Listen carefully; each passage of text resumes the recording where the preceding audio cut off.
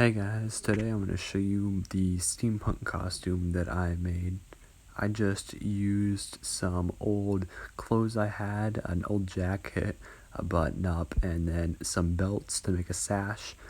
And then I used the steampunk goggles, gun, and mask that I made.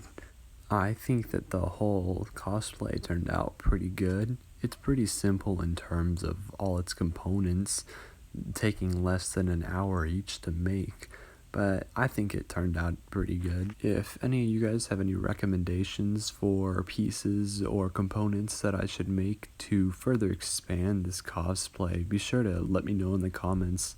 And if any of you guys try to make any of the things that I made for this costume, be sure to let me know and tag me or share me in whatever photos that you guys take of it.